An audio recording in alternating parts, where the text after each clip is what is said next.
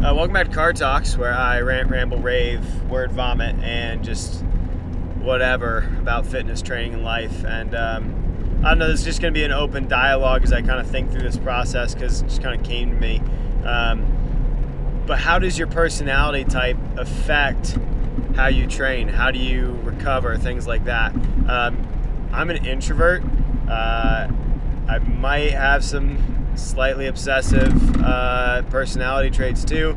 I'm very, very detail oriented. I'm very much about how things are done.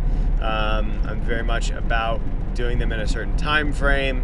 I'm very much in tune to my training, but I'm also very, I have a huge need for downtime. I have a huge need for having time to myself or just times of no stimulus. So if you're not really familiar what like being an introvert versus an extrovert is, Susan Cain wrote a book called Quiet, which is basically, it's called, like, I think the subtitle's like The Power of Introverts in a World That Can't Stop Talking. And really kind of understanding the difference between introversion and extroversion.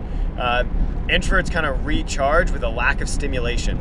Extroverts would be the opposite. So if you think of stimulation, people, noises, activities, things like that, that just kind of have a lot going on. So one of the things that I kind of want to point out on that is knowing your personality type goes into training a bit, because you need to understand how it's going to play into your recovery. Right? If you're an introvert like me, you're going to need a little bit more downtime. You're going to need a little bit extra.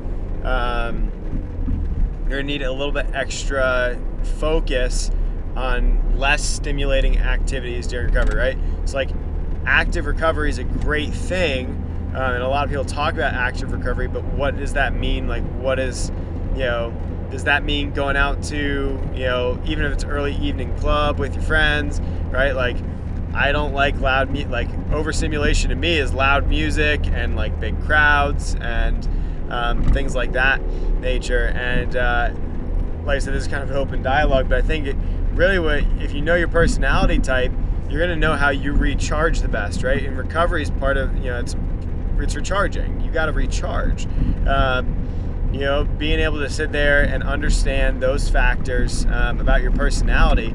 If you haven't taken the Myers-Briggs or even like the Enneagram, just because I know tons of people that are all about the Enneagram right now. It seems to be blowing up my news feed, or at least if I scroll through Instagram stories, tons of people just post Enneagram types these days.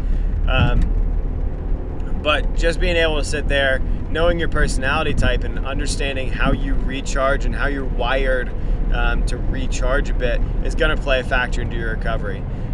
So just a thought, if you haven't taken a personality test, if you haven't really figured out what your personality type is, I would say that's a really good place to start understanding, start helping you recover a bit better.